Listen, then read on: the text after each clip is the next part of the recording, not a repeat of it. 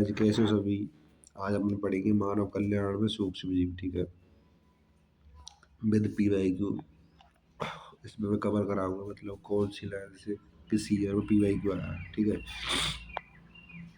इसमें अपन ये सारी चीजें पढ़ेंगे। ठीक है,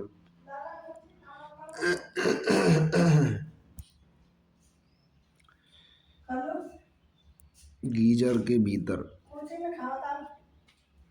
गीजर के भीतर गहराई तक तापित चिमनी यानी 100 डिग्री तक पड़ा हुआ होता है।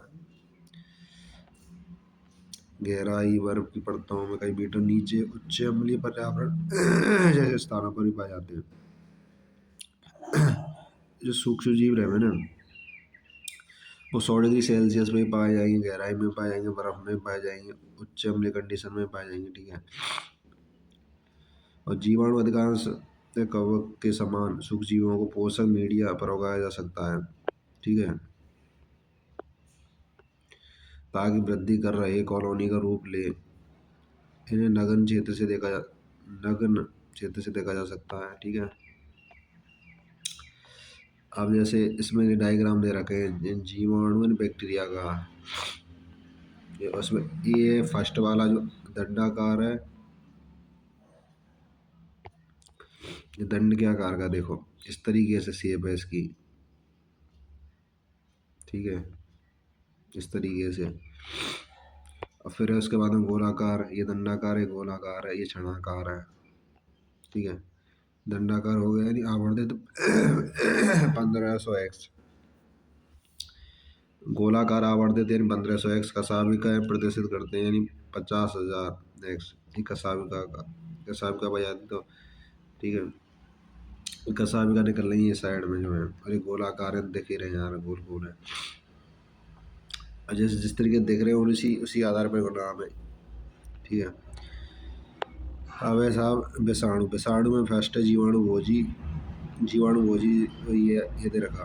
तो इसमें फर्स्ट ऊपर सीड्स है, फिर कॉलर है, ये जो पार्ट है कॉलर है, फिर पुच्छ प्लेट है, फिर सूची है नीचे, फिर भुजा। ये जो निकल रही टांग सी निकल रही है ये भुजा है, और ये एडिनो वायरस है। ठीक है, जो श्वसनी बेकार संबंधित है, मतलब एडिनो वायरस जो कि श्वसनी संक्रमण से उत्पन्न होता है। TME तंबाकू मोजेक वायरस है ये वाला। ठीक है, और ये पेट्री प्लेट में वृद्धि कर रहे जीवाणुओं की कॉलोनी। देखो जीवाणु कवक वगैरह है मैंने ये सब जगह ही पाए जाए, मतलब इनको कहीं भी देख सकते हो आप। नग्न नग्न क्षेत्रों, गहराई, ऊंचाई, समुद्र के किनारे, रेतीले एरिया में, मतलब XYZ सब जगह। तो हम इसमें पेट्री प्लेट में वृद्धि कर रहे जीवाणु कॉलोनी को देख रहे हैं यहाँ पे। अब पेट्री प्लेट में वृद्धि कर रहे कवक कॉलोनी, फर्स्ट में तो देख रहे हैं जीवाणु कॉलोनी, दूसरे में देख रहे हैं कवक कॉलोनी। ठीक है,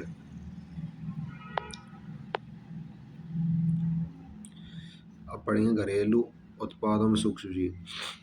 लेकिन घरेलू उत्पादों में सूक्ष्म जीवों का क्या उपयोग है क्या नहीं। अब 2019 में जो क्वेश्चन आया हुआ है कि हम प्रतिदिन सूक्ष्म जीव उनसे व्युत्पन्न उत्पादों का प्रयोग करते हैं। इसका सामान्य उदाहरण दूध से दही का उत्पादन सूक्ष्म जीव जैसे लैक्टोबैसिलस यानी लैक्टिक एसिड बैक्टीरिया यानी LAV के नाम से जाना जाता है। शॉर्ट में LAV, L for lactic, A for acid, B for bacteria. ठीक है, जो मतलब दूध से दही में मतलब रूपांतरण करें। ठीक है, और इसे निवेश द्रव्य में लाखों करोड़ों की संख्या में लैक्टिक एसिड बैक्टीरिया होते हैं, उपयुक्त ताप पर कई गुना वृद्धि करते हैं और परिणाम स्वरूप दूध को दही में कन्वर्ट करें। 2018 में आया हुआ क्वेश्चन है कि विटामिन B12 की मात्रा बढ़ाने से पोषण संबंधी गुणवत्ताओं में सुधार हो जाता है, और ये हमारे पेट में भी सूक्ष्म जीवों द्वारा उत्पन्न होने वाले रोगों को रोकने में लैक्टिक एसिड बैक्टीरिया एक लाभदायक भूमिका निभाता है। 2004 में जो क्वेश्चन आया दाल चावल का बना ढीला ढाला आटा जिसका प्रयोग डोसा में, इडली जैसे आहार को बनाने में किया जाता है, जो कि बैक्टीरिया द्वारा कृमित है। यानी जो दाल चावल इसको जो ढीला ढाला आटा है, जो दाल चावल का जो आटा बनता है ना, उसका प्रयोग डोसा इडली बनाने में किया जाता है। अब 2002 में जो क्वेश्चन आया वो है कि किण्वन क्रिया के लिए ये बैक्टीरिया कहाँ से आ रहे हैं। ठीक इसी प्रकार ढीला ढाला आटा, इसका प्रयोग ब्रेड बनाने में किया जाता है। तो इसमें ब्रेकर यीस्ट सैकरोमाइसिस सेरेविसी का प्रयोग किया जाता है। ठीक है, यानी जो ब्रेकर यीस्ट के नाम से जाना जाता है सैकरोमाइसिस सेरेविसी को, जिसका उपयोग ढीला ढाला आटा बनाने में किया जाता है। और एक टोड़ी टोड़ी पे ये 2019 में आया क्वेश्चन है ना। दक्षिण भारत के कुछ भागों में एक पारंपरिक पेय यानी कि जैसे पीने योग्य पदार्थ होता है ना, जैसे वो तो ताड़ के वृक्ष के तने के शराब को किण्वित कराकर तैयार किया जाता है इसको। ठीक है, पनीर या चीज एक प्राचीन भोज्य पदार्थ है।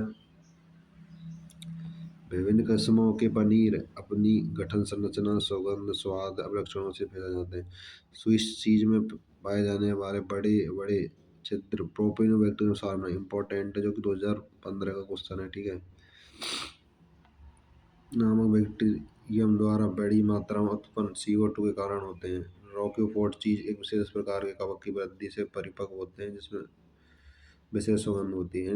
देखो, जो स्विस चीज है ना, स्विस चीज से प्रोपिनोबैक्टीरियम सार्माई नामक बैक्टीरिया द्वारा बड़ी मात्रा में उत्पन्न CO2 के कारण है ये। क्योंकि रॉकी बोर्ड जो चीज है ना, एक विशेष प्रकार कवक की वृद्धि से परिपक्व है भाई। ठीक है, अब है औद्योगिक उत्पादन में सूक्ष्म जीव। मतलब औद्योगिक उत्पादन में सूक्ष्म जीवों क्या उपयोग है। उद्योगों में सूक्ष्मजीवों का प्रयोग बहुत से उत्पादों का संश्लेषण किया जाता है, जो कि मनुष्य के लिए काफ़ी मूल्यवान है। मादक पेय, प्रतिजैविक, एंटीबायोटिक इसके उदाहरण है। व्यावसायिक पैमाने पर सूक्ष्मजीवों को पैदा करने के लिए बड़े बर्तनों की आवश्यकता है। उनको फर्मेंटर या किण्वक, ये दिख रहे हैं ना इसमें, किण्वक या फर्मेंटर, ये बड़े बड़े बर्तनों में यूज किया जाता है इसमें। ठीक है, अब ऐसे फर्स्ट किण्वित पेय देखो 1995, 98, 2017, 15, 11, 2009, इनमें आए हुआ क्वेश्चन है। ठीक है, यहाँ से और इनमें से भी जैसे ये फर्स्ट जो लाइन हाईलाइटेड है, यहाँ से क्वेश्चन आए हैं। यानी सूक्ष्मजीव विशेष यीस्ट का प्रयोग प्राचीन काल में वाइन, बियर, विस्की, ब्रांडी, रम जैसे पेय के उत्पादन में किया जाता है। शुद्ध से पूर्ति के लिए वहीं यीस्ट सैकरोमाइसिस सेरेविसी सामान्य ब्रिवियस ब्रीवियस ब्रीवियस यीस्ट के नाम से जाना जाता है सैकरोमाइसिस सेरेविसी को। इसका उपयोग ब्रेड बनाने तथा माल्ट या धान्य तथा फलों के रसों से एथेनॉल उत्पादन में किया जाता है। ठीक है, इतने बार मतलब मल्टीपल बार रिपीट हुआ यही, मतलब सैकरोमाइसिस सेरेविसी को क्या किस नाम से जाता है, ब्रीवियस यीस्ट के नाम से। इसका उपयोग किसमें किया जाता है, ब्रेड बनाने में और मल्टीग्रेन धान्य जिस फलों के रसों में एथेनॉल उत्पादन करने में। तो 2012 में आया वो क्वेश्चन है। किण्वक विभिन्न प्रकार के संसाधन यानी आसवन तथा उसके बिना, यानी आसवन के बिना और आसवन युक्त कच्चे पदार्थों पर निर्भर करें। वाइन, बियर का उत्पादन बिना आसवन के, जबकि विस्की, ब्रांडी और रम रस के आस प्राप्त किया जाता है। और लेटेस्ट अभी भी 1-2 साल पहले भी आया था क्वेश्चन। मतलब इसमें देखो दो चीज कंडीशन याद रखनी। वाइन जो बियर है ना, वाइन बियर उसका भी बिना आसवन के। ठीक है, विस्की और ब्रांडी का रम उसको मतलब आसवन के द्वारा तैयार किया था। और प्रतिजैविक या एंटीबायोटिक, देखो प्रतिजैविक जिसका अर्थ है खिलाफ या बायो का अर्थ है जीवन, इन दोनों को मिला देने से जीवन के खिलाफ वर्ड बनता है। मनुष्य के संदर्भ में जीवन के खिलाफ ना होकर जीवन के प्रति माने जाते हैं। मनुष्य के संदर्भ में मतलब जीवन के खिलाफ ना माने न, क्योंकि भाई इनके बहुत सारे उपयोग हैं पॉजिटिव। प्रतिजैविक एक प्रकार के रासायनिक पदार्थ हैं जिनका निर्माण कुछ सूक्ष्मजीवों द्वारा होता है। यह अन्य रोग उत्पन्न करने वाले सूक्ष्मजीवों की वृद्धि को मंद तथा उन्हें मार सकते हैं। ठीक है जी,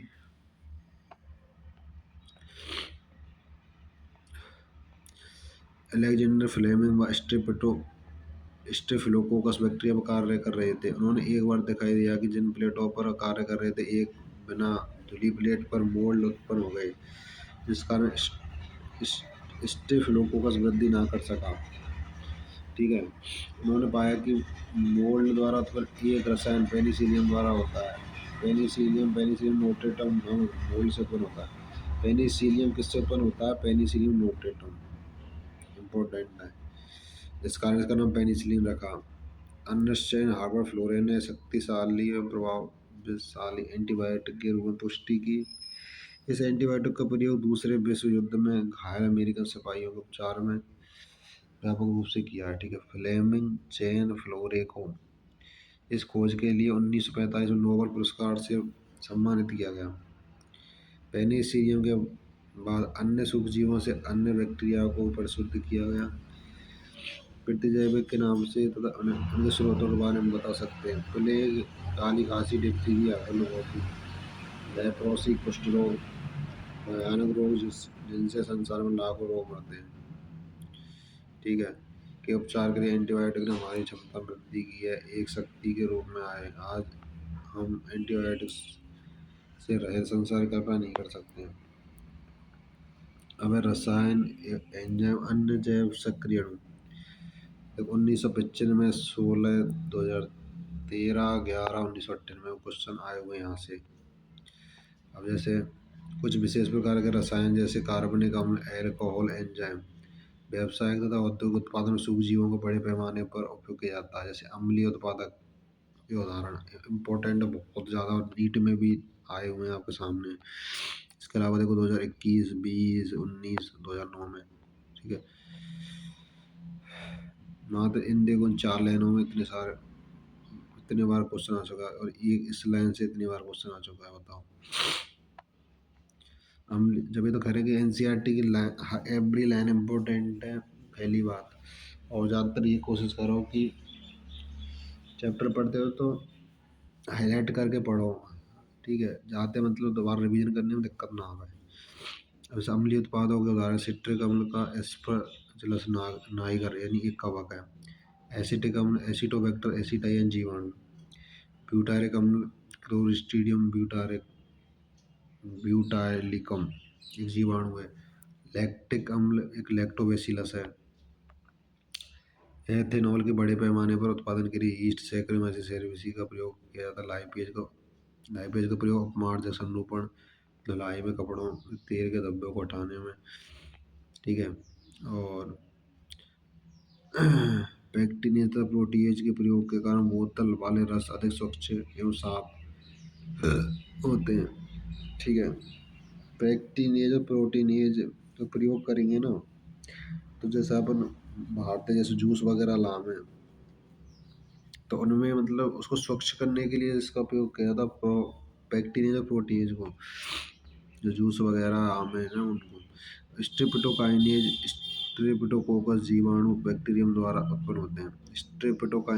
स्ट्रेप्टोकोकस जीवाणु द्वारा उत्पन्न में आनुवंशिक इंजीनियरिंग द्वारा रूपांतरित किया गया। इसका प्रयोग उन रोगियों में रक्त वाहिकाओं से थक्का क्लॉट हटाने में यानी थक्का स्फोटक के रूप में किया जाता है। हृदय घात के अग्रक मायोकार्डियल इन्फेक्शन से गुजरते हैं। अन्य जैव सक्रिय अणु है साइक्लोस्पोरिन ए, जिसका उपयोग अंग प्रत्यारोपण में प्रतिरक्षा निरोधक इम्यूनोप्रेसिव कारक के रूप में होता है, जो कि 2019 16 12 15 11 में आ चुका है। ठीक है भाई। इम्पोर्टेंट जो कोई सबसे ज़्यादा जो क्वेश्चन आते हैं ना इस चैप्टर में, इसी से आते हैं, रसायन, एंजाइम तथा अन्य जैव सक्रिय अणु, जो कि अभी मैं पढ़ा रहा हूँ रिसेंट में। भाई बहुत इंपॉर्टेंट है यार, हर साल रिपीट होते हैं, हर साल रिपीट होते हैं यहाँ से क्वेश्चन, हर साल इसी टॉपिक से। अब देख लेना, पढ़ना है तो कोई पता है। बाकी पी वाई को लगाओ, खुद हालत ख़राब हो जाएगी यार, क्या है ये। अब यहाँ देख लो 2011 15 12 16 19 में रिपीट है यार, 20 में लोग, मतलब ऐसी कोई ईयर ना बची जहाँ में रिपीट ना है। साइक्लोस्पोरिन एक अंग प्रत्यारोपण में प्रतिरक्षा निरोधक इम्यूनोप्रेसिव के रूप में। ठीक है। ट्राइकोडर्मा पॉलीस्पर्म नामक कवक से किया जाता है। मोनोस्कस परप्यूरियस यीस्ट से उत्पन्न है।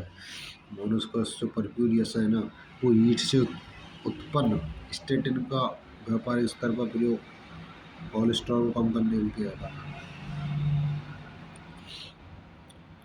कोलेस्ट्रॉल के संश्लेषण के लिए उत्तरदायी एंजाइम स्पर्धी संदमन की तरह कार्य करें।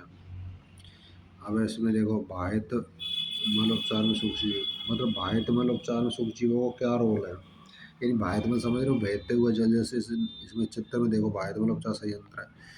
तो यहाँ जल जा रहा है जैसे, ठीक है, ये बांध वगैरह बन रहे हैं तो इनके नीचे जल वगैरह बह रहा नहीं, ठीक है। तो मतलब यहाँ में सूक्ष्मजीवों का क्या रोल है, ठीक है।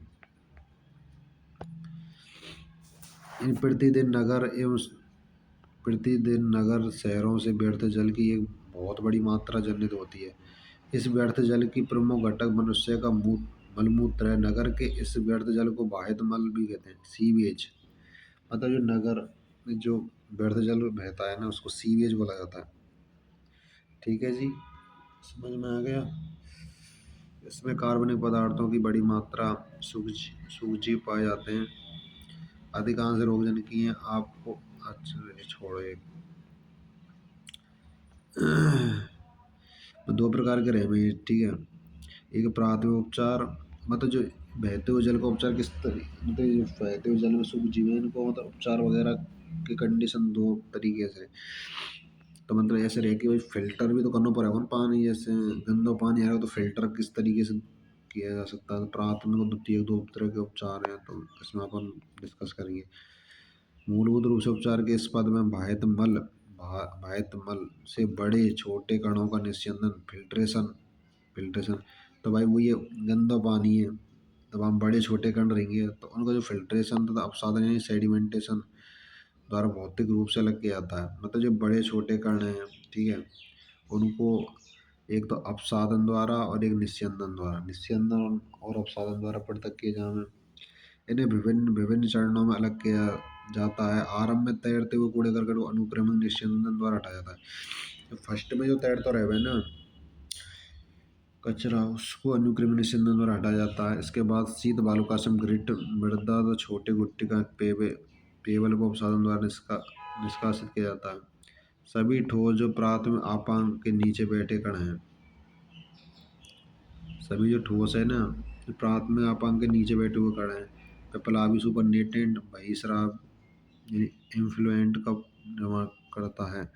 बहिस्राव को प्राथमिक निषादन सेटलिंग टैंक से द्वितीय उपचार के लिए लिया जाता है। यानी तो फर्स्ट जो कंडीशन है ना प्राथमिक उपचार में, वहाँ में बहते हुए कूड़ा करकट है, जो भी छोटे बड़े कण है, तो उनको फिल्ट्रेशन सेडिमेंटेशन यानी कि निस्यंदन और अपसादन द्वारा पृथक किया जाए। पहली बात तो ये है। और जो आरंभ यानी कि स्टार्टिंग जैसे तैरते हुए कूड़ा करकट रहे हुए, तो उनको अनुक्रमिक निस्यंदन, वही बात है, निस्यंदन और अपसादन दो चीज़ याद रखो आप, तो बस खत्म। ठीक है, प्राथमिक उपचार में निस्यंदन और अपसादन द्वारा मतलब अलग अलग है भाई कचरा, बस फिल्टर है भाई एक तरीके से, कचरा अलग हट जाएगा, साफ पानी अलग आ जाएगा। अब है द्वितीय उपचार या जीव विज्ञानिक उपचार। प्राथमिक बहिस्राव को बड़े वायवीय टैंकों में से गुजारा जाता है। मतलब प्राथमिक जो बहिस्राव है ना, उसको वायवीय टैंकों में से गुजारा जाता है। ठीक है, यहाँ पर लगातार यांत्रिक रूप से हिलाया जाता है, वायु को इसमें पंप किया जाता है। लाभदायक वायवीय सूक्ष्मजीवों की प्रबल सशक्त वर्णी उर्णक कवक के तंतुओं से जुड़े जीवाणुओं को जाली जैसी संरचना के झुंड के रूप में होने लगती है। ठीक है, यानी कि देखो उर्णक जो होता है ना, वो कवकीय तंतुओं से जुड़े जीवाणु के जाली जैसी संरचना का झुंड है। वृद्धि के दौरान सूक्ष्मजीव बहिस्राव में उपस्थित कार्बनिक पदार्थ के प्रमुख भागों का खपत करता है। यह बहिस्राव के BOD यानी बायोकेमिकल ऑक्सीजन डिमांड को महत्वपूर्ण रूप से घटाने लगता है। BOD ऑक्सीजन की उस मात्रा को संदर्भित करता है जो जीवाणु द्वारा 1 लीटर पानी में उपस्थित कार्बनिक पदार्थों का खपत कर उन्हें ऑक्सीकृत कर दे। बाह्य मल का तब तक उपचार किया जाता है जब तक BOD घट ना जाए। जल के एक नमूने में सूक्ष्मजीवों द्वारा ऑक्सीजन के उद्ग्रहण की दर का मापन BOD परीक्षण से किया जाता है। ठीक है, एक बार वाहिद मल मतलब व्यर्थ जल का VOD पर्याप्त मात्रा में घट जाए तो बहिस्राव को निस्यंदन सेटलिंग टैंक में भेज दें। या जीवाणु झुंड उसे अवसाद में परिवर्तित कर देते हैं तो ये अवसाद सक्रिय अपांग कहलाता है। कौन सा अपांग कहलाता है? सक्रिय। ठीक है। यानी कि जो एक बार जो वाहिद मल है ना या व्यर्थ जल है, VOD पर्याप्त मात्रा में घट जाए, यानी BOD मतलब बायोकेमिकल ऑक्सीजन डिमांड। ठीक है। तो ये यदि घट जाएगी ना तो बहिस्राव को निस्यंदन टैंक में भेजते हैं जहाँ जीवाणु झुंड उसे अवसाद में परिवर्तित करते हैं। ये अवसाद सक्रिय अपांग चलाता। सक्रिय अपांग के छोटे से भाग को फिर पीछे वायु टैंक को पंप करते हैं। यह अपांग निवेश द्रव्य की तरह कार्य करता है। अपांग का बचा कुचा मुख्य भाग वायु टैंक में पंप किया जाता है। इसको आप अवायवीय अपांग संपाचित या एनारेबिक स्लज डाइजेस्टर भी कहते हैं। जीवाणुओं की अन्य किस्म जो अवायवीय रूप से वृद्धि करते हैं वे अपांग में उपस्थित जीवाणु तथा कवकों को पाचन कर लेते हैं। पाचन के दौरान जीवाणु गैसों का मिश्रण जैसे मीथेन, हाइड्रोजन सल्फाइड तथा कार्बन डाइऑक्साइड उत्पन्न करते हैं। बायोगैस का निर्माण करते हैं। ठीक है। पर्यावरण तथा वन मंत्रालय ने हमारे देश की प्रमुख नदियों को प्रदूषण से बचाने के लिए गंगा यमुना एक्शन प्लांट योजना मतलब इनका सूत्रपात किया। इस योजना के तहत बड़ी संख्या में नए वाहिद मल उपचार संयंत्रों को बनाने का प्रस्ताव है ताकि केवल उपचारित वाहिद मल को ही नदियों में छोड़ा जा सके। ठीक है। अब है बायोगैस के उत्पादन में सूक्ष्म जीव। ठीक है। बायोगैस जानते हो? बायोगैस आ जाना तो बता दूंगा। ठीक है। बायोगैस होती है मीथेन। तो बायोगैस का जो उत्पादन होगा तो वहाँ में सूक्ष्म जीवों को क्या क्या रोल है? बायोगैस एक प्रकार से गैस जिसमें मीथेन शामिल है। ठीक है। CH4।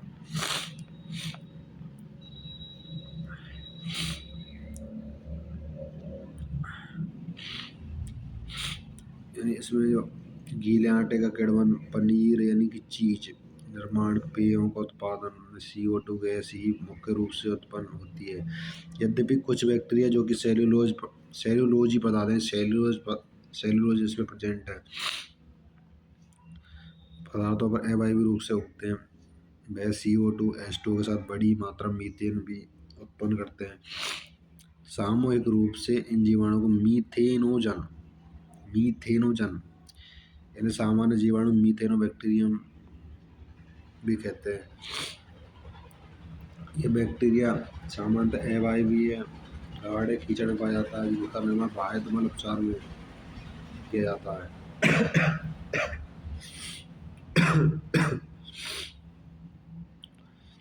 और ये 2002, 15, 12, 4, 2007 में आ चुका है। ठीक है।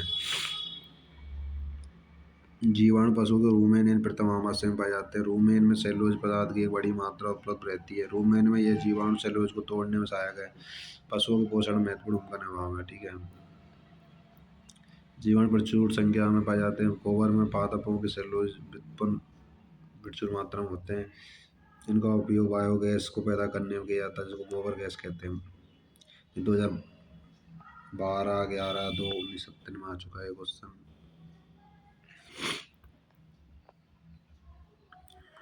अब ये संयंत्र का एक प्रारूप बायोगैस। ठीक है। इसमें तो देखो CH4 यानी कि मीथेन प्लस CO2 यानी कार्बन डाइऑक्साइड को मिलाएंगे तो जो गैस यहाँ से निकलेगी ये गैस होल्डर है। ये पूरा गैस है इसमें भाई CH4 प्लस CO2 से गैस जो बनेगी ना वहाँ को होल्ड करेगा भाई। इससे ला जाए। ठीक है। ये ये गोबर और जल यहाँ से दिए जाएंगे। गोबर और जल जब ये CH4 और CO2 यहाँ आएंगे ना बनेंगे तो यहाँ पे स्लज से भी इसमें दिया जाएगा। तो यहाँ में मतलब पूरी कंप्लीट प्रक्रिया यहाँ तक बाहर से सारी चीज़ दी जा रही है। गोबर जल स्लज वगैरह जो भी है। और फिर यहाँ से गैस उत्पन्न होगी जो बाहर निकलेगी। ठीक है।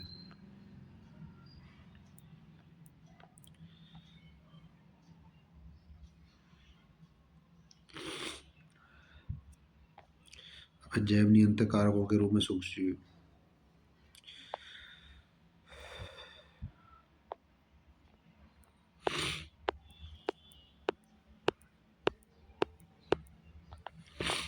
जैव नियंत्रण कारकों सूक्ष्म जीव में देखो, जान पहचान भृंग बीटल जिन पर लाल एवं काली धारियां पाई जाती हैं तथा व्याध पतंग ड्रैगन फ्लाई क्रम से एपिडो मच्छर और छुटकारा दिलवाने में अत्यंत ही लाभप्रद हैं। परंतु जहाँ सूक्ष्मजीवी जैव नियंत्रण कारकों का प्रश्न है वहाँ बैक्टीरिया यानी बैसिलस थूरिजिनसिस बहुधा बीटी लिखा जाता है का प्रयोग बटरफ्लाई कैटरपिलर नियंत्रण में किया जाता है। ठीक है। शुष्क बीजाणु स्पोर सुगंधित थैलियों के रूप में उपलब्ध रहते हैं जिन्हें पानी में मिलाया दिया जाता है। इस मिश्रण को दोषपूर्ण पादपों जैसे सरसों समूह यानी ब्रेशिका फल वृक्षों यानी पत्तियां कीट लार्वा द्वारा खाई जाती हैं पर छिड़काव किया जाता है। लार्वा की पाचन नली में टॉक्सिन निकलता है, लार्वा की मृत्यु हो जाती है। जीवाणु रोग कैटरपिलर को मार देता है। इन्हें अन्य जो कीटों को हानि नहीं पहुंचाता है। ठीक है। पिछले दशकों में आनुवंशिक अभियांत्रिकी विधियों के विकास से वैज्ञानिक बैसिलस थ्यूरिजियंस से टॉक्सिन जीन को पादपों को पहुंचा सके।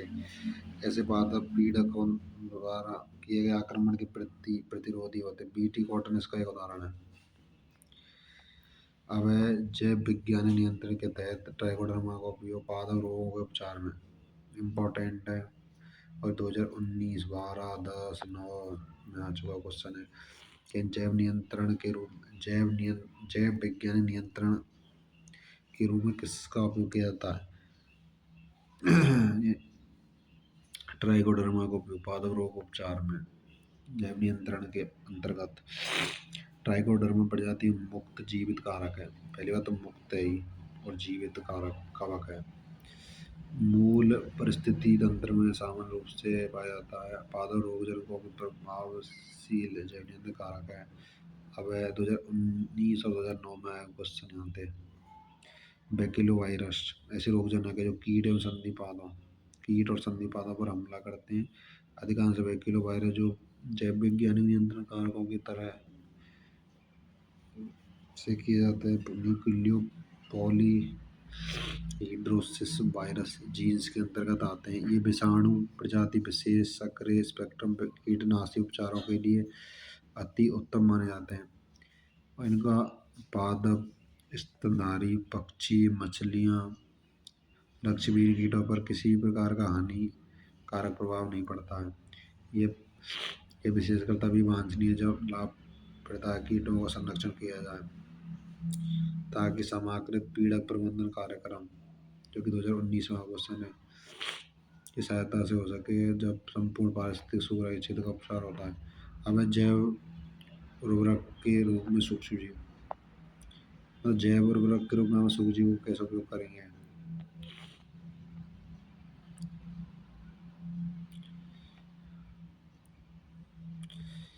जैव उर्वरक का मुख्य स्रोत है जीवाणु कवक साइनोबैक्टीरिया। जीवाणु है कवक है साइनोबैक्टीरिया। लेग्यूमिनस पादपों की जड़ों पर स्थित ग्रंथियों के बारे में आपने अध्ययन किया होगा। इन ग्रंथियों का निर्माण राइजोबियम किससे जीवी संबंध द्वारा होता है। ये जीवाणु वायुमंडलीय नाइट्रोजन को स्थिर कर कार्बनिक रूप में परिवर्तित कर देते हैं। पादप इसका प्रयोग पोषकों के रूप में करते हैं। अन्य जीवाणु उदाहरण है एजोस्पाइरिलम तथा एजोबैक्टर मृदा में मुक्त अवस्था में रहते हैं।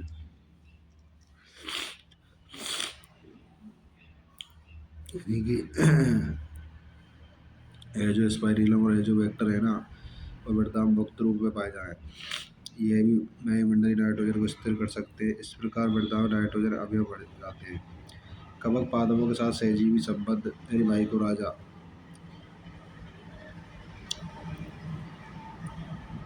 कवक पादप संबंध रहे सहजीवी संबंध मतलब एक दूसरे लिंक रहे और माइकोराजा का निर्माण करें। क्लोबस जीन्स के बहुत से सदस्य माइकोराजा बनाते हैं। इस संयोजन की सहजीवी मृदा से फास्फोरस का अवशोषण कर पादप में भेजते हैं। यानी जो कवक है ना वो पौधे को फास्फोरस प्रदान करेगा। ठीक है। और पादप कवक को आश्रय प्रदान करता है। इस संबंध में युक्त पादप के कई अन्य लाभ जैसे मूल व तोड़ रोगजनक की प्रतिरोधकता में लवणता, सूखे के प्रति सहनशीलता, कुल वृद्धि, विकास प्रदर्शित करता है। देखो कितने बार आ चुका है, 2011, 10, 1998, 17, 19, 10, 12, 99। अब देखो ये भी कितनी बार इस लाइन से, 17, 4, 10, 12, 1999 में। साइनोबैक्टीरिया जो कि स्वयं से सूक्ष्मजीव है, जो जलीय एवं स्थलीय वायुमंडल में विस्तृत रूप से पाया जाता है। इनमें बहुत से वायुमंडलीय नाइट्रोजन को स्थिरीकृत कर सकते हैं। एना बिना नोस्टॉक ऑसिलेटोरिया, मतलब जो नाइट्रोजन को स्थिर करेंगे, वायुमंडलीय नाइट्रोजन को स्थिर करेंगे ना, वो एनाबिना है, नोस्टॉक है, ऑसिलेटोरिया है। धान के खेत में साइनोबैक्टीरिया महत्वपूर्ण जैव उर्वरक की भूमिका निभाते हैं। नील हरित शैवाल भी मृदा में कार्बनिक पदार्थ बढ़ा देते हैं, जिससे उसकी उर्वरता बढ़ जाती है। हमारे देश में जैव उर्वरकों की बड़ी संख्या में बड़े पैमाने पर बाजार में उपलब्ध है। किसान अपने खेतों में लगातार इनका प्रयोग कर रहे हैं। मृदा पोषक की भरपाई, रसायन उर्वरकों रासायनिकता भी कम हो जाती है। ये आपका चैप्टर खत्म होता है। देखो इसमें मैंने आपको पूरे मतलब मैक्सिमम सारे मतलब PYQ कवर कराए हैं, ठीक है। तो नीट में आपको मतलब एक चीज़ ध्यान रखनी है, बायो के लिए स्पेशल, ये NCERT को फॉलो करो पूरी। इसके अलावा कोई मॉड्यूल, कोई नोट्स वगैरह फॉलो मत करो, कि लाइन टू लाइन क्वेश्चन आते हैं। आप लोगों ने देखा भी है, ये एवरी लाइन से, एवरी लाइन कितनी इम्पोर्टेंट है, और मतलब कितने क्वेश्चन बनने हैं यार। और भाई वो डिट्टो के डिट्टो बन रहे हैं ना, वो चीज़ देखो ना। ऐसे नोट्स में कुछ भी अपने अकॉर्डिंग लिखा देते, उससे मतलब क्या निकलना है बताओ। इसे तो आप खुद के हिसाब से बना सकते हो नोट्स, टीचर का सबका अलग अलग होता है, पर ये NCERT ऑल इन वन है। तो ठीक है, तो इसके अकॉर्डिंग चलो, ठीक है। और जितनी भी अपने NCERT है हाईलाइट, और आपको टेलीग्राम चैनल में मिल जाएगी। टेलीग्राम चैनल की लिंक डिस्क्रिप्शन में ही है, ठीक है, वहाँ से ज्वाइन कर लेना। बाकी फिजिक्स केमिस्ट्री बायो तीनों की मिल जाएगी आपको NCERT हाईलाइट। PCB के नोट्स मिल जाएंगे वहाँ पर, ठीक है। All the best, NEET 2026।